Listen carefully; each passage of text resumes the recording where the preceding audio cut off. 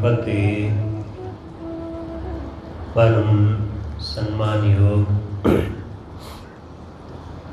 सतगुरां दे चरणां विच जुड़ मिल बैठे रब रूप गुरमुख सत्संगी जन,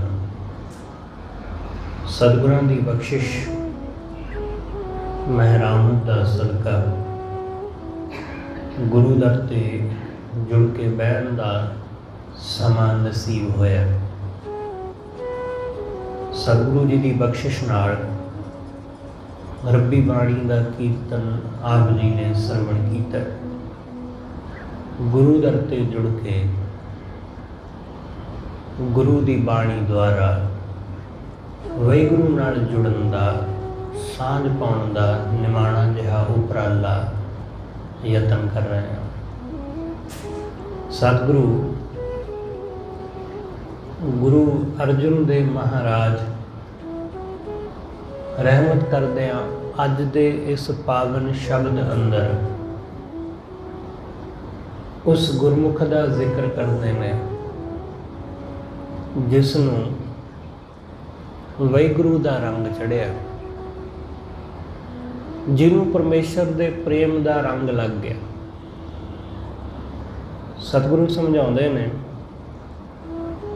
कि उहदे रंग विच वो ऐसा रंगिया गया, उहदा जीवन ऐसा शुद्ध निर्मल पवित्र हो गया कि उसनूं जो वेखदा है, उसनूं जो सुनदा है, वो उहदे कोलों यही सवाल पुछदा है कि तैनूं ये रंग ये रूप किवें चढ़िया। सतगुरु कहंदे ने कवन बनीरी तेरी लाली। हे भैणे, हे गुरमुख, तैनूं जेड़ी ये लाली चढ़ी है, ये लाली किवें बनी, ये रंग किवें चढ़िया? क्योंकि ये रंग बाहरों ते किसी तरह हार शिंगार नाल चढ़दा नहीं। ये रंग बाहरले हार शिंगार दा है भी नहीं। पदार्थां दा रंग, बाहरले हार शिंगार दा रंग ये थोड़ चिरा हुंदा है ते जिहड़ा ये रंग है ये सुभावक चढ़िया अपने आप। बाहरले हार शिंगार वो असीं अपने तरफों यतन करके करते हैं ते उन्हां दा रंग बहुती वेरा बहुता खूबसूरत होंदा भी नहीं है। इसलिए उन्हां दी लाली, बाहरले हार शिंगार दी लाली, बाहरली खूबसूरती ये बहुती वेरा सिर्फ ते सिर्फ अपने आप नूं अते दूसरियां नूं भ्रमित करने वास्ते ही हुंदी है। क्योंकि बंदा जिहो जिहा आप हुंदा है उसनूं खुद नूं इस गल दा ज्ञान ते है, पर वो दूसरियां दे सामने ज़्यादा सुंदर, ज़्यादा वधिया प्रगट होना चाहुंदा है। इसलिए वो बाहरों कई तरह के पहरावे, कई तरह के हार शिंगार करता है, अपने आप को सजाउंदा है, सवारदा है, ताकि वो सुंदर दिस सके। तो इस सुंदर दिखण के चक्कर विच कई बारी वो लोड़ तो वध मेकओवर कर लैंदा है, तां वो भैड़ा दिसण लग पैंदा है। वो खूबसूरत दिसण की बजाय वो बदसूरत दिसण लग पैंदा है। पर सतगुरु कहंदे जिहड़ी ये लाली है जिहदा जिक्र इस शब्द विच गुरु साहब कर रहे हैं, ये बाहरले हार शिंगार दी ते है नहीं। हाँ, जिहड़ा बाहरले पदार्थां दे विच बंदा गलतान है, उसनूं हो सकता है कि भगत दे चेहरे दी ये लाली देख के, उहदे चेहरे दा ये नूर देख के उसनूं जरूर लगे कि इहने कोई ना कोई मेकओवर कीता होना है। पर ਇਹ ਸ਼ਿੰਗਾਰ, ਇਹ ਲਾਲੀ ਬਾਹਰਲੀ ਨਹੀਂ ਹੈ, ਇਹ ਲਾਲੀ ਹਿਰਦੇ ਦੀ ਹੈ। ਇਹ ਲਾਲ ਰੰਗ,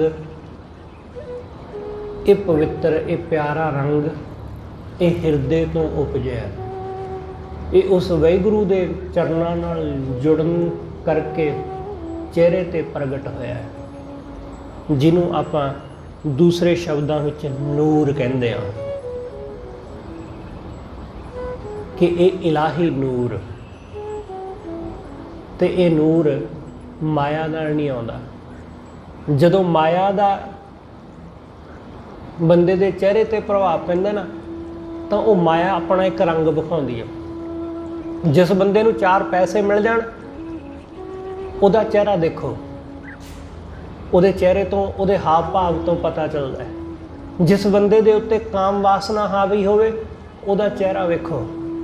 ਜਿਹਦੇ ਤੇ ਕ੍ਰੋਧ ਹਾਵੀ ਹੈ, ਉਹਦਾ ਚਿਹਰਾ ਵੇਖੋ। ਇਸੇ ਤਰ੍ਹਾਂ ਲੋਭ, ਇਸੇ ਤਰ੍ਹਾਂ ਮੋਹ, ਇਸੇ ਤਰ੍ਹਾਂ ਤ੍ਰਿਸ਼ਨਾ, ਇਸੇ ਤਰ੍ਹਾਂ ਈਰਸ਼ਾ, ਦਵੈਸ਼, ਵਿਸ਼ੇ ਵਿਕਾਰ, ਇਹ ਸਭ ਉਹਨਾਂ ਦਾ ਆਪਣਾ ਇੱਕ ਪ੍ਰਭਾਵ ਹੈ। ਜਿਹੜੀ ਵਾਸਨਾ ਬੰਦੇ ਦੇ ਚਿਹਰੇ ਉੱਪਰ, ਇਹਦੇ ਹਿਰਦੇ ਵਿੱਚ ਹੋਵੇਗੀ, ਇਹਦੇ ਮਨ ਵਿੱਚ ਹੋਵੇਗੀ, ਉਹੋ ਜਿਹਾ ਰੂਪ ਇਹਦੇ ਚਿਹਰੇ ਤੋਂ ਪ੍ਰਗਟ ਹੋਵੇਗਾ। ਉਹੋ ਜਿਹੀ ਚਮਕ ਇਹਦੀਆਂ ਅੱਖਾਂ ਦੇ ਵਿੱਚੋਂ ਨਜ਼ਰ ਆਵੇਗੀ। ਤੇ ਜਦੋਂ ਹਿਰਦੇ ਦੇ ਵਿੱਚ ਹੁੰਦਾ ਪ੍ਰੇਮ, ਜਦੋਂ ਹਿਰਦੇ ਵਿੱਚ ਹੁੰਦੀ ਉਸ ਵਾਹਿਗੁਰੂ ਦੀ ਖਿੱਚ, ਉਹਦੀ ਲਗਨ, ਤਾਂ ਸਤਿਗੁਰੂ ਕਹਿੰਦੇ ਫਿਰ ਚਿਹਰੇ ਦੇ ਉੱਤੇ ਇਹ ਲਾਲ ਰੰਗ ਦੀ ਲਾਲੀ ਬਣਦੀ ਹੈ। ਤਦੋਂ ਇਹ ਚਿਹਰਾ ਖਿੜਦਾ ਹੈ, ਇਹ ਆਨੰਦ ਨਾਲ ਭਰਦਾ ਹੈ। ਸਤਿਗੁਰੂ ਕਹਿੰਦੇ ਇਸ ਲਾਲੀ ਦੇ ਸੰਬੰਧ ਵਿੱਚ ਮੈਂ ਪੁੱਛ ਰਿਹਾ ਕਿ ਭੈਣੇ, ਇਹ ਲਾਲੀ ਕਿੱਥੋਂ ਆਈ ਹੈ? ਕਵਨ ਬਣੀ ਦੀ ਤੇਰੀ ਲਾਲੀ, ਤੇਰੀ ਇਹ ਲਾਲੀ ਕਿਵੇਂ ਬਣੀ? ਕਿਉਂਕਿ ਇਹ ਮਾਇਆ ਦੀ ਤੇ ਹੈ ਨਹੀਂ। ਕਵਨ ਰੰਗ ਤੂੰ ਪਈ ਗੁਲਾਲੀ, ਕਿਸ ਰੰਗ ਕਰਕੇ ਤੂੰ ਗੁਲਾਲ ਹੋ ਗਈ? ਗੁਲਾਲ, ਬਾਹਰਲੇ ਗੁਲਾਲ, ਬਾਹਰਲੇ ਗੁਲਾਬ ਦੇ ਰੰਗ, ਕਿ ਬੜਾ ਪਿਆਰਾ ਰੰਗ ਹੈ। ਅਸੀਂ ਲੋਕ ਬਾਹਰਲੇ ਰੰਗਾਂ ਨੂੰ ਹੀ ਜਾਣਦੇ ਹਾਂ, ਇਸ ਕਰਕੇ ਬਾਹਰਲੇ ਰੰਗਾਂ ਦੀ ਹੀ ਗੱਲ ਕਰਦੇ ਹਾਂ। ਪਰ ਅਸੀਂ ਰੂਹ ਦਾ ਰੰਗ, ਉਹਦੇ ਪ੍ਰੇਮ ਦਾ ਰੰਗ ਹਾਲੇ ਜਾਣਿਆ ਨਹੀਂ ਹੈ। ਉਹਦੇ ਪ੍ਰੇਮ ਦਾ ਰੰਗ ਨਹੀਂ ਜਾਣਿਆ। ਥੋੜਾ ਜਿਹਾ ਇਸ ਨੂੰ ਜਾਣਨ ਦਾ ਯਤਨ ਕਰਨਾ। ਤੁਸੀਂ ਬਹੁਤ ਦਫਾ ਵੇਖਿਆ ਹੋਵੇਗਾ ਕਿ ਜਦੋਂ ਕਿਸੇ ਲੜਕੀ ਦਾ ਵਿਆਹ ਹੋਣ ਜਾ ਰਿਹਾ ਹੁੰਦਾ, ਤਾਂ ਜਦੋਂ ਵਿਆਹ ਕਾਰਜ ਦੀ ਸਾਰੀ ਤਿਆਰੀ ਹੋ ਰਹੀ ਹੈ, ਗੌਰ ਕਰਨਾ ਇਸ ਗੱਲ ਤੇ ਜਦੋਂ ਕਿਤੇ ਐਸਾ ਅਵਸਰ ਬਣੇ ਤਾਂ ਨੇੜੇ ਹੋ ਕੇ ਵੇਖਣ ਦਾ ਯਤਨ ਕਰਨਾ। ਉਸ ਲੜਕੀ ਜਿਸ ਦਾ ਵਿਆਹ ਕਾਰਜ ਹੋਣ ਜਾ ਰਿਹਾ ਹੈ, ਉਹਦੇ ਹਾਵ ਭਾਵ ਬਦਲ ਰਹੇ ਨੇ, ਉਹਦਾ ਹਾਰ ਸ਼ਿੰਗਾਰ ਉਹਨੂੰ ਵੱਖਰਾ ਰੂਪ ਦੇਵੇਗਾ, ਪਰ ਉਸ ਦੇ ਚਿਹਰੇ ਦੇ ਉੱਤੇ ਇੱਕ ਵੱਖਰਾ ਜਿਹਾ ਰੰਗ ਚੜ੍ਹਨ ਲੱਗ ਪੈਂਦਾ। ਉਹ ਰੰਗ ਕਿਸੇ ਮਾਈਏ ਦਾ, ਕਿਸੇ ਵਟਣੇ ਦਾ ਨਹੀਂ ਹੈ। ਉਹ ਰੰਗ ਕਿਸੇ ਬਿਊਟੀ ਪਾਰਲਰ ਵਾਲੇ ਵੱਲੋਂ ਦਿੱਤਾ ਗਿਆ ਰੰਗ ਨਹੀਂ ਹੈ। ਉਹ ਰੰਗ ਕਿਸੇ ਸ਼ਿੰਗਾਰ ਦਾ, ਕਿਸੇ ਪਹਿਰਾਵੇ ਦਾ ਨਹੀਂ ਹੈ। ਕਿਉਂਕਿ ਜਿਹੋ ਜਿਹਾ ਪਹਿਰਾਵਾ ਅਸੀਂ ਪਹਿਨਦੇ ਹਾਂ, ਸਾਡੇ ਚਿਹਰੇ ਦਾ ਰੰਗ ਵੀ ਉਹੋ ਜਿਹਾ ਹੋ ਜਾਂਦਾ। ਤੁਸੀਂ ਆਪਣੇ ਗਲ ਵਿੱਚ ਕੇਸਰੀ ਰੰਗ ਦਾ ਸਿਰੋਂ ਪਾਓ ਤੇ ਉਹਦਾ ਰੰਗ ਤੁਹਾਡੇ ਚਿਹਰੇ ਦੇ ਉੱਤੇ ਵੀ ਰੰਗਤ ਦੇਣ ਲੱਗ ਜਾਏਗਾ। ਇਸੇ ਤਰ੍ਹਾਂ ਜਦੋਂ ਉਹਦੇ ਹੱਥਾਂ ਵਿੱਚ ਲਾਲ ਚੂੜਾ, ਉਹਦੇ ਲਾਲ ਕੱਪੜੇ ਸੂਹੇ ਰੰਗ ਦੇ ਜਦੋਂ ਉਹਦੇ ਸਰੀਰ ਦੇ ਉੱਪਰ ਸੋਭਦੇ ਨੇ, ਤਾਂ ਉਹਨੂੰ ਇੱਕ ਰੰਗ ਚੜ੍ਹਦਾ। ਉਹ ਰੰਗ ਹਾਰ ਸ਼ਿੰਗਾਰ ਦਾ ਨਹੀਂ ਹੈ, ਉਹ ਰੰਗ ਪਹਿਰਾਵੇ ਦਾ ਨਹੀਂ। ਉਹ ਰੰਗ ਜਦੋਂ ਉਹਦੇ ਮਨ ਅੰਦਰ ਆਪਣੇ ਪਤੀ ਆਪਣੇ ਪਿਆਰੇ ਦੇ ਮਿਲਾਪ ਦੀ ਤਾਂਘ ਦਾ ਚੜਿਆ ਹੈ, ਉਹਦੇ ਮਿਲਾਪ ਦੀ ਤਾਂਘ ਦਾ, ਕਿ ਉਹਦੇ ਨਾਲ ਮੇਲ ਹੋਣ ਜਾ ਰਿਹਾ ਹੈ, ਉਹਦਾ ਰੰਗ ਹੈ। ਫਿਰ ਵਿਆਹ ਹੋ ਜਾਂਦਾ ਹੈ। ਵਿਆਹ ਹੋਣ ਤੋਂ ਬਾਅਦ ਜੋ ਉਹਦੇ ਹੱਥਾਂ ਦੇ ਵਿੱਚ ਚੂੜਾ ਹੁੰਦਾ ਹੈ, ਉਹ ਛੇਤੀ ਕਿਤੇ ਉਤਾਰਿਆ ਨਹੀਂ ਜਾਂਦਾ। ਉਹ ਗੱਲ ਵੱਖਰੀ ਕਿ ਅੱਜ ਕੱਲ੍ਹ ਦਾ ਮਾਹੌਲ ਕੁਛ ਹੋਰ ਹੈ, ਕਿਉਂਕਿ ਅੱਜ ਕੱਲ੍ਹ ਜਿਵੇਂ ਜਿਵੇਂ ਅਸੀਂ ਮਾਡਰਨ ਹੁੰਦੇ ਆ ਉਵੇਂ ਉਵੇਂ ਚੀਜ਼ਾਂ ਬਦਲ ਜਾਂਦੀਆਂ ਸਮੇਂ ਦੇ ਨਾਲ ਨਾਲ, ਮਾਹੌਲ ਦੇ ਨਾਲ ਨਾਲ। ਕਈ ਵਾਰੀ ਐਸਾ ਹੁੰਦਾ ਹੈ ਕਿ ਕਈ ਵਾਰੀ ਕੁਝ ਲੜਕੀਆਂ ਉਸ ਚੂੜੇ ਨੂੰ ਸਾਲ, ਸਵਾ ਸਾਲ, 1.5 ਸਾਲ, 2 ਸਾਲ, ਕਾਫੀ ਸਮੇਂ ਤੱਕ ਆਪਣੇ ਹੱਥਾਂ ਵਿੱਚ ਰੱਖਦੀਆਂ, ਉਸ ਨੂੰ ਉਤਾਰਦੀਆਂ ਨਹੀਂ। ਉਸ ਨੂੰ ਉਤਾਰਿਆ ਜਾਂਦਾ ਹੈ। ਕਦੋਂ ਉਤਾਰਿਆ ਜਾਂਦਾ ਹੈ? ਜਿਸ ਦਿਨ ਉਹਦੀ ਜ਼ਰੂਰਤ ਮਹਿਸੂਸ ਨਹੀਂ ਹੁੰਦੀ। ਉਹ ਦਿਨ ਕਦੋਂ ਆਉਂਦਾ ਹੈ? ਉਹ ਦਿਨ ਉਦੋਂ ਆਉਂਦਾ ਹੈ ਜਿਸ ਦਿਨ ਉਹ ਗਰਭ ਧਾਰਨ ਕਰਦੀ ਹੈ। ਜਿਸ ਦਿਨ ਉਹ ਗਰਭ ਧਾਰਨ ਕਰਦੀ ਹੈ, ਉਸ ਦਿਨ ਉਹਨੂੰ ਉਸ ਚੂੜੇ ਦੀ, ਉਹਨੂੰ ਕਿਸੇ ਵੀ ਸ਼ਿੰਗਾਰ ਦੀ ਲੋੜ ਨਹੀਂ ਹੁੰਦੀ। ਉਹਦੇ ਚਿਹਰੇ ਦੇ ਉੱਪਰ ਇੱਕ ਹੋਰ ਹੀ ਰੂਪ ਚੜ੍ਹਦਾ ਹੈ, ਇੱਕ ਵੱਖਰਾ ਰੂਪ ਚੜ੍ਹਦਾ ਹੈ। ਹੁਣ ਉਸ ਨੂੰ ਕਿਸੇ ਸ਼ਿੰਗਾਰ ਦੀ ਲੋੜ ਨਹੀਂ। ਹੁਣ ਉਹਦੇ ਅੰਦਰ ਮਮਤਾ ਪੈਦਾ ਹੋਵੇਗੀ, ਹੁਣ ਉਹਦੇ ਅੰਦਰ ਪ੍ਰੇਮ ਪੈਦਾ ਹੋਵੇਗਾ। ਹੁਣ ਉਹਦਾ ਸ਼ਿੰਗਾਰ, ਉਹ ਆਪਣੇ ਬੱਚੇ ਦੇ ਲਈ ਉਹਦਾ ਸ਼ਿੰਗਾਰ ਹੋਵੇਗਾ, ਉਹਦਾ ਰੂਪ ਚੜ੍ਹੇਗਾ ਉਸ ਨੂੰ। ਇਸ ਲਈ ਉਸ ਦਿਨ ਉਸ ਨੂੰ ਉਤਾਰ ਕੇ ਰੱਖ ਦਿੱਤਾ ਜਾਂਦਾ ਹੈ, ਕਿਉਂਕਿ ਹੁਣ ਇਹਦੀ ਕੋਈ ਅਹਿਮੀਅਤ ਨਹੀਂ ਰਹਿ ਗਈ।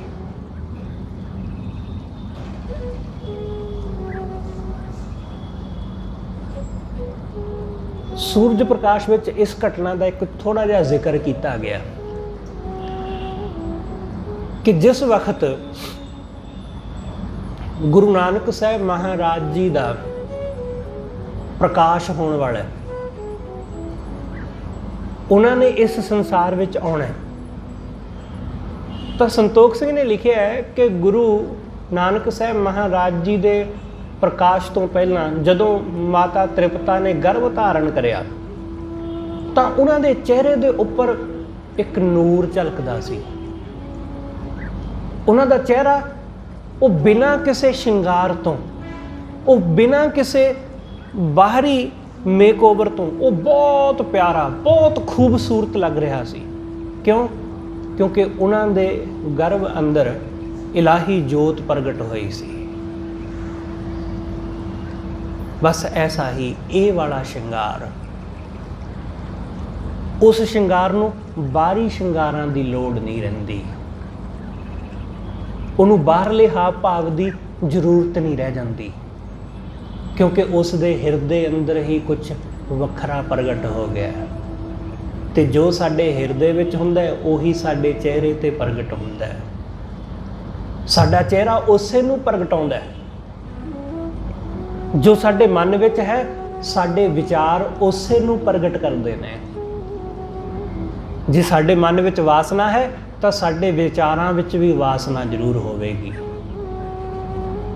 ਜੇ ਸਾਡੇ ਮਨ ਵਿੱਚ ਲੋਭ ਹੈ ਤਾਂ ਸਾਡੀਆਂ ਗੱਲਾਂ, ਸਾਡੀਆਂ ਵਿਚਾਰਾਂ ਵਿੱਚ ਵੀ ਲੋਭ ਜ਼ਰੂਰ ਪ੍ਰਗਟਾਏਗਾ। ਜਿਵੇਂ ਭਾਵੇਂ ਅਸੀਂ ਧਰਮ ਦੀ ਗੱਲ ਵੀ ਕਰਦੇ ਹੋਈਏ, ਭਾਵੇਂ ਅਸੀਂ ਸਿਮਰਨ ਸਾਧਨਾ ਦੀ ਵੀ ਗੱਲ ਕਰਦੇ ਹੋਈਏ, ਤਾਂ ਉਹਦੇ ਵਿੱਚੋਂ ਵੀ ਵਾਸਨਾ ਹੀ ਪ੍ਰਗਟ ਹੋਵੇਗੀ, ਕਿਉਂਕਿ ਮਨ ਵਿੱਚ ਤਾਂ ਵਾਸਨਾ ਹੈ, ਮਨ ਵਿੱਚ ਤਾਂ ਮਾਇਆ ਹੈ। ਇਸ ਲਈ ਜਿਹੜੇ ਲੋਕ ਮਨ ਵਿੱਚ ਮਾਇਆ ਲੈ ਕੇ ਸਿਮਰਨ ਸਾਧਨਾ ਕਰਦੇ ਨੇ, ਉਹਨਾਂ ਦਾ ਧਿਆਨ ਮਾਇਆ ਵਿੱਚ ਹੀ ਲੱਗਾ ਰਹਿੰਦਾ ਹੈ, ਕਿਉਂਕਿ ਹਿਰਦੇ ਵਿੱਚ ਉਹ ਹੈ। ਇਸ ਲਈ ਉਹਨਾਂ ਦੇ ਹਾਵ ਭਾਵ ਉਹੀ ਰਹਿੰਦੇ ਨੇ, ਮਾਇਆ ਵਾਲੇ। ਸਤਿਗੁਰੂ ਸਮਝਾਉਂਦੇ, ਸਤਿਗੁਰੂ ਕਹਿੰਦੇ ਇਹ ਜਿਹੜੀ ਲਾਲੀ, ਇਹ ਜੋ ਗੁਲਾਲ ਤੇਰੇ ਚਿਹਰੇ ਤੇ ਪ੍ਰਗਟ ਹੋਇਆ ਭੈਣੇ, ਇਹ ਕਿਵੇਂ ਆਇਆ? ਕਵਨ ਰੰਗ ਤੂੰ ਪਈ ਗੁਲਾਲੀ, ਕਿਹੜੇ ਰੰਗ ਕਰਕੇ ਤੂੰ ਗੁਲਾਲ ਹੋ ਗਈ? ਐਸਾ ਕਿਹੜਾ ਰੰਗ ਜਿਹੜਾ ਤੇਰੇ ਉੱਪਰ ਆ ਚੜਿਆ ਹੈ, ਤੇਰੇ ਚਿਹਰੇ ਤੇ? ਤੂੰ ਵੱਖਰੀ ਜਿਹੀ ਦਿਸਦੀ ਹੈ, ਪਹਿਲਾਂ ਵਰਗੀ ਨਹੀਂ, ਪਹਿਲਾਂ ਵਰਗੀ ਨਹੀਂ। ਸਭ ਕੁਝ ਉਹੀ ਹੈ, ਪਰ ਹੁਣ ਤੇਰੇ ਵਿੱਚ ਕੁਝ ਬਦਲਿਆ ਬਦਲਿਆ ਲੱਗਦਾ ਹੈ, ਤੇਰੇ ਅੰਦਰ ਕੁਝ ਬਦਲਾਵ ਆ ਗਿਆ। बस यही बदलाव, बाहरले बदलाव की कोई अहमियत नहीं है, ये ख्याल रखना। बाहरला बदलाव कि बाहरों पहला गरीब सी ते हुण अमीर हो गए, ਉਹਦੀ कोई बहुती इंपॉर्टेंस नहीं है। बाहरों पहला फटे पुराने कपड़े पहने सी, हुण बहुत वधिया ब्रांडेड पाउण लग पए, ये कोई बहुती महत्ता नहीं रखती गल। पहला किसी माड़े मोटे अहुदे ते सी, हुण बहुत वड्डे अहुदे ते हो गए। ये तो शरीर नाल संबंधित चीज़ां ते शरीर दे नाल ही खत्म हो जाणगियां, शरीर नाल ही खत्म हो जाणगियां। जिहड़ा कई बारी तुसीं ऐसा ही वेख्या होना कि पहला बंदा उहदी कोई परसनैलिटी नहीं सी, वो कोई बहुता सोहना नहीं सी लगदा, हुण वो जदों दा शहर आया, दुनिया में घूमण विचरण फिरन लग्या, तो उन्हें अपनी परसनैलिटी नूं डिवैलप कर लिया। हुण वो वधिया कपड़े पाउंदा है, हुण वो वधिया रहन सहन है उहदा, हुण वधिया खाण पीण है, हुण तो बड़ा टौरना रहिंदा है। ये भी गल नहीं है इत्थे, क्योंकि ये भी शरीर नाल ही संबंधित है। इसलिए जिहड़ियां भी चीज़ां शरीर नाल संबंधित ने, वो शरीर दे नाल ही मिटणगियां। जिवें शरीर बचपन तो जवानी विच बदलिया, शरीर जवानी तो बुढ़ापे विच बदलिया, ते बुढ़ापा मौत विच बदलेगा। इसलिए शरीर नाल संबंधित चीज़ां शरीर तक सीमित ने। शरीर जिमें ही जिमें बदलदा है, शरीर दीयां चीज़ां भी बदलदियां। बचपन विच साडीआं लोड़ां कुछ होर सन, जवानी विच साडीआं लोड़ां जरूरतां कुछ होर हो गईयां, बुढ़ापे विच साडीआं ओही सब चीज़ां बदल गईयां।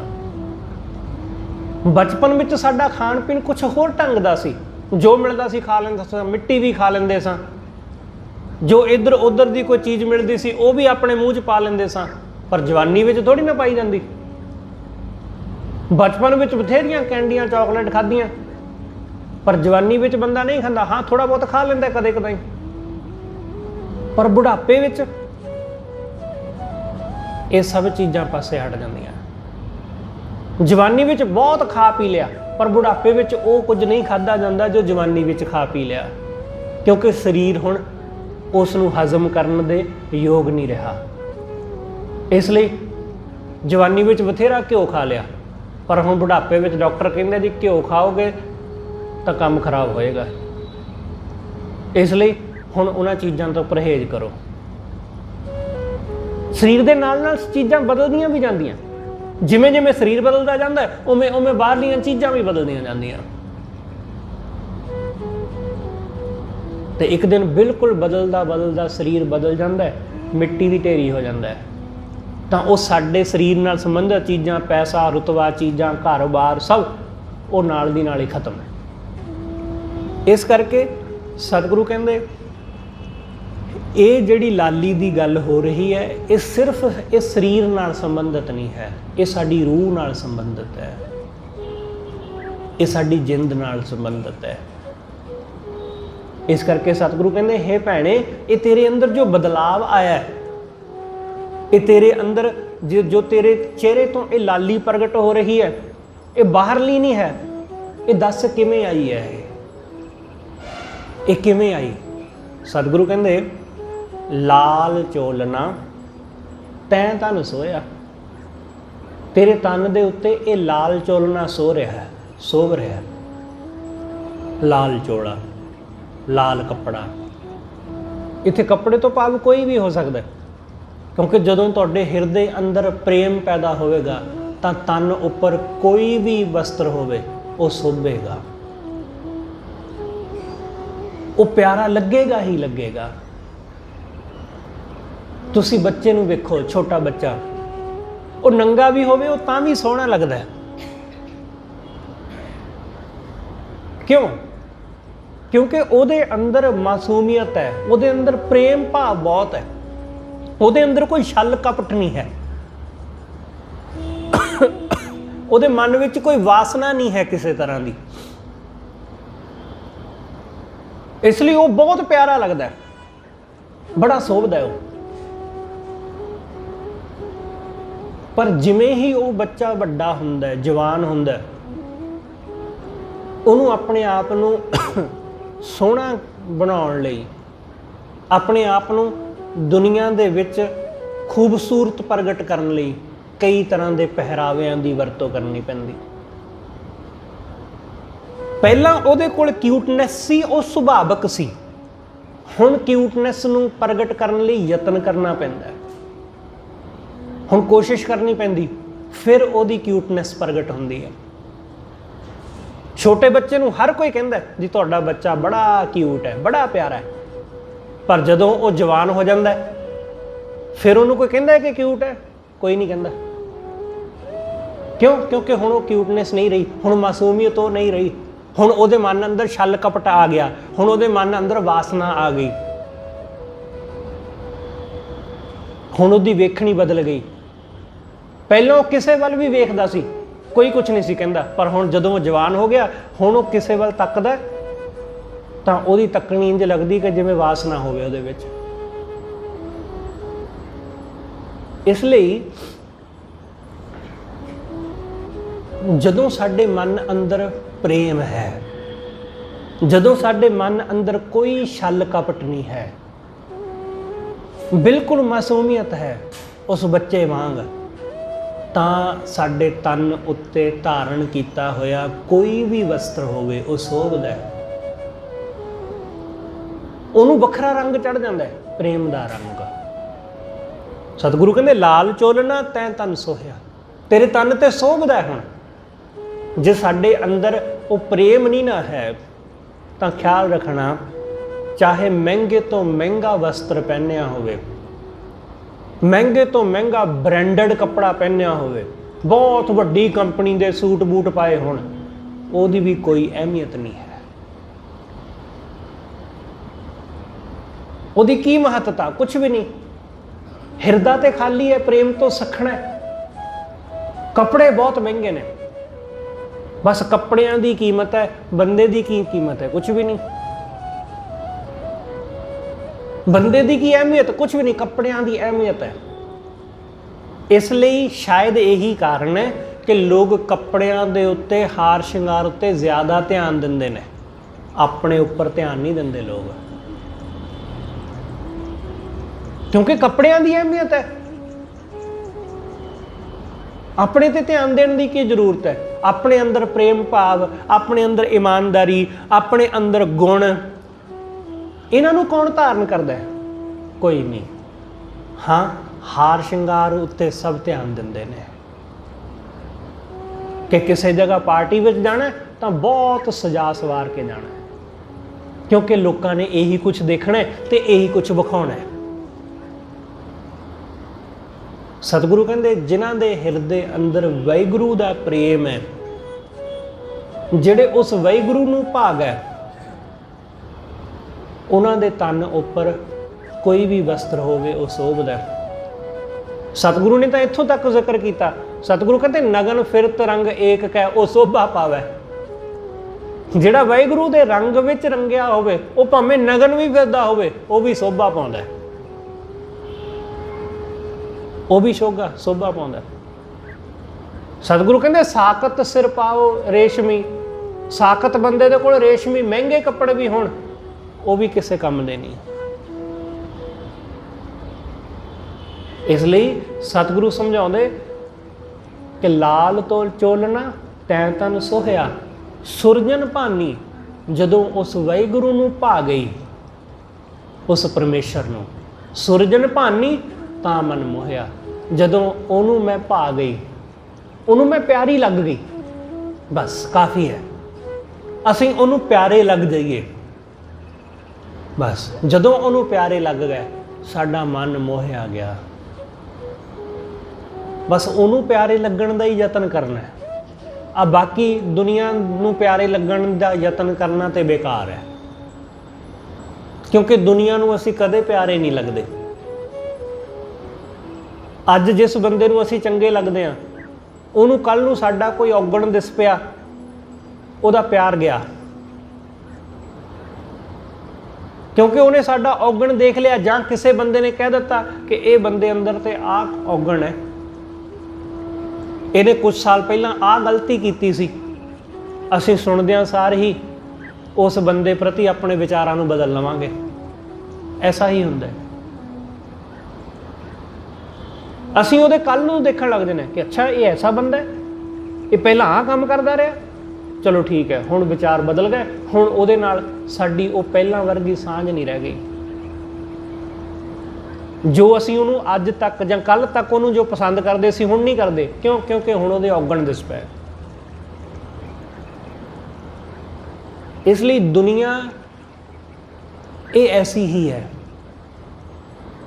ਦੁਨੀਆ ਨੂੰ ਅਸੀਂ ਕੋਸ਼ਿਸ਼ ਕਰਦੇ ਹਾਂ ਕਿ ਦੁਨੀਆ ਨੂੰ ਚੰਗੇ ਲੱਗਦੀ ਹੈ, ਤੇ ਦੁਨੀਆ ਨੂੰ ਕਦੇ ਅਸੀਂ ਚੰਗੇ ਲੱਗ ਨਹੀਂ ਸਕਦੇ। ਇਹ ਸੁਭਾਵਿਕ ਹੈ, ਦੁਨੀਆ ਦਾ ਸੁਭਾਅ ਹੀ ਐਸਾ ਹੈ। ਇਸ ਲਈ ਦੁਨੀਆ ਨੂੰ ਭਾਉਣ ਦਾ, ਦੁਨੀਆ ਨੂੰ ਚੰਗੇ ਲੱਗਣ ਦਾ ਯਤਨ ਕਰਨਾ ਇਹ ਬੇਕਾਰ ਹੈ। ਸਤਿਗੁਰੂ ਕਹਿੰਦੇ ਜਦੋਂ ਉਸ ਵਾਹਿਗੁਰੂ ਨੂੰ ਭਾ ਜਾਈਏ, ਜਦੋਂ ਉਹਨੂੰ ਪਿਆਰੇ ਲੱਗ ਜਾਈਏ, ਤਾਂ ਸੁਰਜਨ ਭਾਨੀ ਤਾਂ ਮਨ ਮੋਹਿਆ। ਮੇਰਾ ਮਨ ਮੋਹਿਆ ਗਿਆ ਉਸ ਵੱਲ, ਮੇਰਾ ਮਨ ਖਿੱਚਿਆ ਗਿਆ ਉਧਰ, ਕਿਉਂਕਿ ਉਹਦੇ ਵਿੱਚ ਕੁਝ ਖਾਸ ਹੈ। ਮਾਇਆ ਵੱਲ ਕੁਝ ਖਾਸ ਨਹੀਂ ਹੈ। ਮਾਇਆ ਦੀ ਬਸ ਚਮਕ ਦਮਕ ਹੈ, ਉਹ ਸੋਹਣੀ ਲੱਗਦੀ, ਇਸ ਕਰਕੇ ਸਾਡਾ ਮਨ ਉਧਰ ਨੂੰ ਖਿੱਚਿਆ ਜਾਂਦਾ। ਰੂਪ ਦੀ ਚਮਕ, ਰੂਪ ਦੀ ਜਿਹੜੀ ਹੈ ਉਹ ਚਮਕ ਦਮਕ ਪਿਆਰੀ ਲੱਗਦੀ, ਉਹਦੇ ਵਿੱਚੋਂ ਮਨ ਨੂੰ ਵਾਸਨਾ ਦਿਸ ਪੈਂਦੀ ਹੈ ਕਿ ਵਾਸਨਾ ਦੀ ਪੂਰਤੀ ਹੋਵੇਗੀ। ਮਾਇਆ ਦੇ ਵਿੱਚੋਂ, ਅਹੁਦਿਆਂ ਰੁਤਬਿਆਂ ਦੇ ਵਿੱਚੋਂ ਮਾਇਆ ਦੀ ਪੂਰਤੀ, ਇਸ ਕਰਕੇ ਬੰਦਾ ਉਹਨਾਂ ਚੀਜ਼ਾਂ ਵੱਲ ਨੂੰ ਆਕਰਸ਼ਿਤ ਹੁੰਦਾ। ਪਰ ਜਦੋਂ ਉਹਨਾਂ ਦਾ ਸੱਚ ਦਿਸ ਪੈਂਦਾ ਤਾਂ ਫਿਰ ਉਧਰ ਨੂੰ ਨਹੀਂ ਦੌੜਦਾ, ਫਿਰ ਮਾਇਆ ਵੱਲ ਨੂੰ ਨਹੀਂ ਭੱਜਦਾ, ਫਿਰ ਉਹ ਵਾਹਿਗੁਰੂ ਵੱਲ ਨੂੰ ਦੌੜਦਾ ਹੈ। ਕਿਉਂਕਿ ਵਾਹਿਗੁਰੂ ਉਹ ਹਮੇਸ਼ਾ ਰਹਿਣ ਵਾਲਾ ਹੈ। ਮਾਇਆ ਦੀਆਂ ਚੀਜ਼ਾਂ ਇਹ ਥੋੜ ਚਿਰੀਆਂ। ਇਸ ਕਰਕੇ ਸਤਿਗੁਰੂ ਸਮਝਾਉਂਦੇ, ਉਸ ਵਾਹਿਗੁਰੂ ਨੂੰ ਭਾ ਗਈ ਮੈਂ ਤੇ ਮੇਰਾ ਮਨ ਉਹਦੇ ਵੱਲ ਮੋਹਿਆ ਗਿਆ। ਕਵਨ ਬਨੀਰੀ ਤੇਰੀ ਲਾਲੀ, ਕਵਨ ਰੰਗ ਤੂੰ ਭਈ ਗੁਲਾਲੀ। ਸਤਿਗੁਰੂ ਕਹਿੰਦੇ, ਹੇ ਭੈਣੇ ਤੈਨੂੰ ਕਿਹੜੀ ਲਾਲੀ ਚੜੀ ਹੈ, ਤੂੰ ਕਿਹੜੇ ਰੰਗ ਕਰਕੇ ਇੰਨੀ ਗੁਲਾਲ ਹੋ ਗਈ, ਇੰਨੀ ਪਿਆਰੀ ਹੋ ਗਈ। ਰਹਾਓ ਤੁਮ ਹੀ ਸੁੰਦਰ ਤੁਮੈ ਸੁਹਾਗ, ਤੂੰ ਬਹੁਤ ਸੁੰਦਰ ਹੈ ਤੇ ਹੁਣ ਤੂੰ ਸੁਹਾਗ ਵਾਲੀ ਜਾਪਦੀ ਹੈ। ਸੁਹਾਗ ਵਾਲੀ, ਪਹਿਲਾਂ ਵੀ ਤੂੰ ਸਾਡੇ ਵਿੱਚ ਹੀ ਰਹਿੰਦੀ ਸੀ, ਪਰ ਹੁਣ ਤੂੰ ਵੱਖਰੀ ਵੱਖਰੀ ਲੱਗਦੀ। ਸਤਿਗੁਰੂ ਕਹਿੰਦੇ ਤੁਮ ਹੀ ਸੁੰਦਰ, ਤੂੰ ਹੀ ਸੁੰਦਰ ਦਿਸਦੀਆਂ ਸਾਡੇ ਵਿੱਚੋਂ। ਗੁਰਮੁਖ ਹੀ ਸੁੰਦਰ ਦਿਸਦਾ ਸਾਡੇ ਸਾਰਿਆਂ ਦੇ ਵਿੱਚੋਂ, ਸਾਡੇ ਸਾਰਿਆਂ ਵਿੱਚੋਂ। ਖਿਆਲ ਰੱਖਣਾ, ਇਸ ਗੱਲ ਨੂੰ ਜਰਾ ਦੂਸਰੇ ਐਂਗਲ ਤੋਂ ਦੇਖਣਾ, ਇਸ ਸ਼ਬਦ ਦੇ ਤਰੋਂ, ਸ਼ਬਦ ਦੇ ਪੱਖ ਤੋਂ। ਗੁਰੂ ਸਾਹਿਬ ਨੇ ਕਿਹਾ ਕਿ ਮੇਰਾ ਸਿੱਖ ਲੱਖਾਂ ਵਿੱਚ, ਕਰੋੜਾਂ ਵਿੱਚ ਖੜਾ ਪਛਾਣਿਆ ਜਾਏਗਾ। ਹੁਣ ਇਸ ਭਾਵ ਨੂੰ ਸਮਝੋ, ਜਿਹੜੀ ਗੱਲ ਇੱਥੇ ਗੁਰੂ ਸਾਹਿਬ ਕਹਿ ਰਹੇ ਕਿ ਤੁਮ ਹੀ ਸੁੰਦਰ ਆ। ਜਦੋਂ ਨਾਮ ਦਾ ਰੰਗ ਚੜ੍ਹਦਾ ਤਾਂ ਸਿਰਫ ਤੁਸੀਂ ਹੀ ਸੁੰਦਰ ਹੋ ਜਾਂਦੇ ਹੋ। ਬਾਕੀ ਲੱਖਾਂ ਲੋਕਾਂ ਦੀ ਭੀੜ ਹੋਵੇ, ਤੁਸੀਂ ਸਾਰਿਆਂ ਤੋਂ ਵੱਖਰੇ, ਕਿਉਂਕਿ ਖਾਲਸੇ ਸ਼ੁੱਧ, ਬਿਲਕੁਲ ਪਵਿੱਤਰ, ਜਿਹਦੇ ਮਨ ਵਿੱਚ ਕੋਈ ਮੈਲ ਨਹੀਂ, ਕੋਈ ਮਿਲਾਵਟ ਨਹੀਂ, ਇਸ ਲਈ ਉਹ ਲੱਖਾਂ ਵਿੱਚ ਵੀ ਵੱਖਰਾ ਹੋ ਜਾਂਦਾ। ਕਰੋੜਾਂ ਵਿੱਚ ਵੀ ਖੜਾ ਹੋਵੇ, ਵੱਖਰਾ ਦਿਸ ਪੈਂਦਾ, ਕਿਉਂਕਿ ਕੁਝ ਖਾਸ ਹੈ ਉਹਦੇ ਕੋਲ। ਸੁੰਦਰਤਾ, ਰੂਹ ਦੀ ਸੁੰਦਰਤਾ, ਹਿਰਦੇ ਦੀ ਸ਼ੁੱਧਤਾ, ਮਨ ਦੀ ਸ਼ੁੱਧਤਾ, ਖਾਲਸ। ਸ਼ਾਇਦ ਇਸੇ ਨੂੰ ਗੁਰੂ ਸਾਹਿਬ ਨੇ ਕਿਹਾ ਕਿ ਮੇਰਾ ਸਿੱਖ ਲੱਖਾਂ ਵਿੱਚ ਖੜਾ ਪਛਾਣਿਆ ਜਾਏਗਾ। ਸਿਰਫ ਇਸ ਕਰਕੇ ਨਹੀਂ ਕਿ ਸਾਡੇ ਸਿਰ ਤੇ ਦਸਤਾਰ ਹੋਵੇਗੀ, ਇਹ ਤਾਂ ਬਾਹਰੀ ਰੂਪ ਹੈ। ਦਸਤਾਰ ਵਾਲਾ, ਇਹ ਦਾੜੇ ਵਾਲਾ, ਇਹ ਕਕਾਰਾਂ ਵਾਲਾ, ਇਹ ਬਾਹਰੀ ਰੂਪ ਹੈ। ਪਰ ਅੰਤਰੀਵ ਰੂਪ ਆ ਹੈ ਜਿਹੜਾ ਗੁਰੂ ਕਹਿੰਦਾ, ਇਹ ਵੀ ਜ਼ਰੂਰੀ ਹੈ। ਇਸ ਤੋਂ ਬਿਨਾਂ ਤਾਂ ਗੱਲ ਮੰਨਣੀ ਹੋਈ ਨਹੀਂ, ਇਸ ਤੋਂ ਬਿਨਾਂ ਤਾਂ। ਇਸ ਲਈ ਬਾਹਰਲਾ ਰੂਪ ਉਹਦੀ ਕਹਿ ਲਓ ਕਿ ਥੋੜੀ ਇੰਪੋਰਟੈਂਸ ਉਸ ਦੀ ਹੈ, ਬਹੁਤੀ ਇੰਪੋਰਟੈਂਸ ਸਾਡੇ ਅੰਦਰ ਦੇ ਰੂਪ ਦੀ ਹੈ। ਗੁਣਾਂ ਦੀ ਇੰਪੋਰਟੈਂਸ ਪਹਿਲਾਂ ਹੈ, ਗੁਣ ਪਹਿਲਾਂ ਜ਼ਰੂਰੀ ਨੇ। ਫਿਰ ਸਤਿਗੁਰੂ ਕਹਿੰਦੇ ਤੁਮ ਹੀ ਸੁੰਦਰ, ਤੂੰ ਹੀ ਸੁੰਦਰ ਹੋਵੇਂਗੀ ਤੇ ਤੂੰ ਹੀ ਸੁੰਦਰ ਹੈ। ਤੁਹਾਡੇ ਤੋਂ ਵੱਧ ਕੇ ਸੁੰਦਰ ਹੋਰ ਕੋਈ ਨਹੀਂ ਹੈ। ਕਿਉਂ? ਕਿਉਂਕਿ ਤੁਮ ਘਰ ਲਾਲਨ। ਸਤਿਗੁਰੂ ਕਹਿੰਦੇ ਤੁਹਾਡੇ ਘਰ ਵਿੱਚ ਉਹ ਲਾਲਨ, ਉਹ ਪਿਆਰਾ ਆ ਗਿਆ, ਉਹ ਵਾਹਿਗੁਰੂ ਆ ਗਿਆ। ਤੁਮ ਘਰ ਭਾਗ, ਤੁਹਾਡੇ ਵਰਗਾ ਵੱਡਿਆਂ ਭਾਗਾਂ ਵਾਲਾ ਸਤਿਗੁਰੂ ਕਹਿੰਦੇ ਹੋਰ ਕੋਈ ਨਹੀਂ ਹੈ, ਹੋਰ ਵਡਭਾਗੀ ਕੋਈ ਨਹੀਂ। ਕਿਉਂਕਿ ਜਿਹਦੇ ਘਰ ਵਿੱਚ ਵਾਹਿਗੁਰੂ ਆ ਗਿਆ ਹੋਵੇ ਉਹਦੇ ਤੋਂ ਵੱਡਾ ਵਡਭਾਗੀ ਹੋਰ ਕੌਣ ਹੋਵੇਗਾ। ਲੋਕੀ ਸਮਝਦੇ ਜਿਹਦੇ ਘਰ ਵਿੱਚ ਬਹੁਤ ਦੌਲਤ ਆ ਗਈ, ਜਿਹਦੇ ਘਰ ਦੇ ਵਿੱਚ ਕੋਈ ਬਹੁਤ ਵੱਡਾ ਅਹੁਦਾ ਆ ਗਿਆ, ਉਹ ਬੰਦਾ ਵਡਭਾਗੀ। ਸਤਿਗੁਰੂ ਕਹਿੰਦੇ ਨਹੀਂ, ਵਡਭਾਗੀ ਉਹ ਜਿਹਦੇ ਹਿਰਦੇ ਵਿੱਚ ਵਾਹਿਗੁਰੂ ਆ ਵਸਿਆ। ਇਸ ਲਈ ਇਸ ਪੱਖ ਤੋਂ ਵਡਭਾਗੀ ਹੋਣ ਦਾ ਯਤਨ ਕਰਨਾ। ਦੁਨਿਆਵੀ ਚੀਜ਼ਾਂ ਤਾਂ ਦੇਰ ਸਵੇਰ ਮਿਲ ਹੀ ਜਾਣਗੀਆਂ, ਪੈਸਾ, ਰੁਤਬਾ, ਮਾਣ, ਵਡਿਆਈ, ਇਹ ਤਾਂ ਅੱਜ ਨਹੀਂ, ਇਹ ਤਾਂ ਕੱਲ ਮਿਲ ਜਾਏਗੀ, ਇਹ ਤਾਂ ਮਿਲ ਹੀ ਜਾਣਗੀਆਂ ਦੇਰ ਸਵੇਰ। ਪਰ ਉਹ ਵਾਹਿਗੁਰੂ ਮਿਲ ਜਾਵੇ, ਉਹ ਘਰ ਵਿੱਚ ਆ ਜਾਵੇ। ਸਤਿਗੁਰੂ ਕਹਿੰਦੇ ਤੁਮ ਘਰ ਲਾਲਨ, ਤੂੰ ਇੰਨੀ ਸੁੰਦਰ ਹੈ, ਇੰਨੀ ਪਿਆਰੀ ਦਿਸ ਰਹੀ ਹੈ, ਕਿਉਂਕਿ ਪਤੀ ਆ ਗਿਆ ਲੱਗਦਾ ਹੈ ਘਰ। ਪਹਿਲਾਂ ਵੀ ਰੋਜ਼ ਇਸੇ ਘਰ ਵਿੱਚ ਰਹਿੰਦੀ ਸੀ, ਪਰ ਬਹੁਤਾ ਹਾਰ ਸ਼ਿੰਗਾਰ ਨਹੀਂ ਸੀ ਕਰਦੀ, ਪਰ ਹੁਣ ਪਤੀ ਆ ਗਿਆ। ਹੁਣ ਤੇਰਾ ਹਾਰ ਸ਼ਿੰਗਾਰ ਇਹ ਦੱਸਦਾ ਹੈ ਕਿ ਕੋਈ ਘਰ ਦਾ ਮਾਲਕ ਆ ਗਿਆ।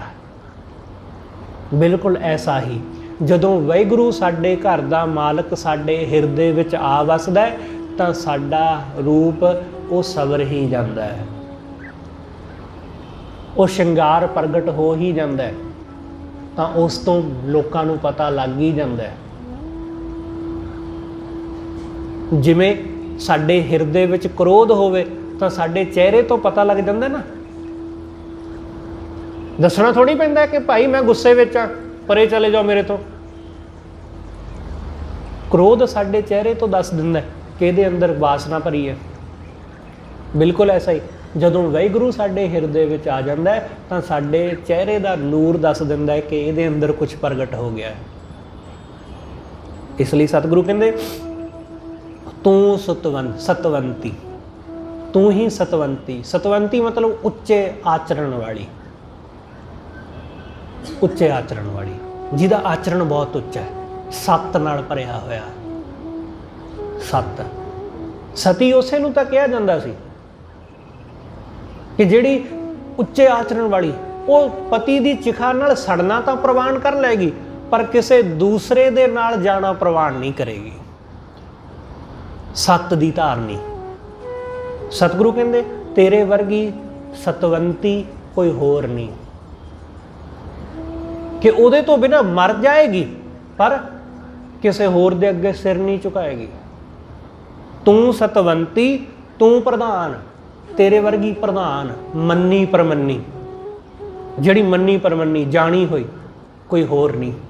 ਤੂੰ ਸਤਵੰਤੀ, ਤੂੰ ਪ੍ਰਧਾਨ, ਤੂੰ ਪ੍ਰੀਤਮ ਭਾਨੀ, ਤੂੰ ਆਪਣੇ ਪਿਆਰੇ ਪ੍ਰੀਤਮ ਦੇ ਮਨ ਨੂੰ ਭਾਉਣ ਵਾਲੀ, ਤੂੰ ਹੀ ਸੁਰ ਗਿਆਨ, ਤੇ ਤੇਰੇ ਵਰਗੀ ਗਿਆਨ ਨਾਲ ਭਰਪੂਰ। ਸੁਰ ਗਿਆਨ ਜਿਹਨੂੰ ਦਿਵਯ ਗਿਆਨ ਹੈ, ਜਿਸ ਨੂੰ ਆਤਮ ਦਾ ਗਿਆਨ ਹੈ।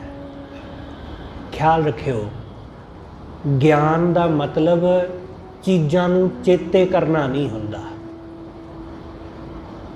ਅਸੀਂ ਕਈ ਵਾਰੀ ਇਹ ਸਮਝ ਲੈਂਦੇ ਹਾਂ ਕਿ ਜਿਸ ਬੰਦੇ ਨੂੰ ਬਹੁਤ ਸਾਰੀਆਂ ਚੀਜ਼ਾਂ ਯਾਦ ਨੇ, ਗੱਲਾਂ ਯਾਦ ਨੇ, ਉਹ ਬੰਦਾ ਗਿਆਨੀ ਹੈ। ਇਹ ਗਿਆਨ ਦੀ ਪਰਿਭਾਸ਼ਾ ਨਹੀਂ ਹੁੰਦੀ। ਅਸੀਂ ਭੁਲੇਖੇ ਵਿੱਚ ਹਾਂ ਜੇ ਅਸੀਂ ਇਹ ਸਮਝਦੇ ਹਾਂ ਕਿ ਗੱਲਾਂ ਯਾਦ ਕਰ ਲੈਣ ਨਾਲ, ਬਹੁਤ ਸਾਰੀਆਂ ਕਵਿਤਾਵਾਂ ਯਾਦ ਕਰ ਲੈਣ ਨਾਲ, ਬਹੁਤ ਸਾਰੇ ਸ਼ਬਦ ਯਾਦ ਕਰ ਲੈਣ ਨਾਲ ਕੋਈ ਬੰਦਾ ਗਿਆਨੀ ਹੋ ਜਾਂਦਾ ਹੈ, ਤਾਂ ਫਿਰ ਅਸੀਂ ਭੁਲੇਖੇ ਵਿੱਚ ਹਾਂ। ਗਿਆਨ ਭਾਵੇਂ ਇੱਕ ਕਣ ਜਿੰਨਾ ਹੋਵੇ, ਪਰ ਆਪਣਾ ਹੋਣਾ ਚਾਹੀਦਾ, ਕਿਸੇ ਦਾ ਨਹੀਂ, ਕਿਸੇ ਦਾ ਨਹੀਂ। ਇਸ ਲਈ ਗੱਲਾਂ ਚੇਤੇ ਕਰਨ ਵਾਲੇ ਨੂੰ ਗਿਆਨੀ ਨਹੀਂ ਕਹਿੰਦੇ। ਗਿਆਨੀ ਉਹ ਜਿਹਨੂੰ ਆਤਮ ਦਾ ਕੁਝ ਗਿਆਨ ਹੈ। ਸਤਿਗੁਰੂ ਕਹਿੰਦੇ ਤੂੰ ਹੀ ਸੁਰ ਗਿਆਨ, ਤੈਨੂੰ ਹੀ ਸੁਰ ਗਿਆਨ ਹੈ। ਸੁਰ ਗਿਆਨ ਮਤਲਬ ਸੰਗੀਤ ਨਹੀਂ ਹੈ, ਸੁਰ ਗਿਆਨ ਮਤਲਬ ਦਿਵਯ ਗਿਆਨ, ਕੁਝ ਖਾਸ ਸੁਣਿਆ ਹੋਇਆ ਨਹੀਂ, कि हाँ दूसरे कोलों सुन लिया जां कितों पढ़ लिया। हुण गुरु ग्रंथ साहिब दे एक एक शब्द का जिहड़ा ज्ञान है वो ना मेरा ना तुहाडा है, ये तो गुरु दा है। क्योंकि गुरु साहब ने जानिया, भगत साहिबान ने उसनूं जानिया, असीं तां सिर्फ पढ़िया, असीं उस शब्द नूं पढ़ के चेते कर लिया, असीं उसे नूं ज्ञान समझी बैठे, पर वो ज्ञान साडे अनुभव विच तां आया नहीं। हुण जिस रंग की गुरु साहब इत्थे गल करदे ने, लाल रंग, वो रंग सानू तां चढ़िया नहीं। जदों सानू ये रंग चढ़ेगा फिर सानू ज्ञान होएगा, फिर ज्ञान होएगा, वो साडा अपना होएगा, क्योंकि असीं उहदे विच दी गुजरे होवांगे, असीं उस पड़ाव विच दी लंघे होवांगे। फिर सतगुरु कहंदे तू ही सुर ज्ञान, क्योंकि तैनू आत्म दा ज्ञान हो गया, तैनू दिव्य ज्ञान प्राप्त हो गया।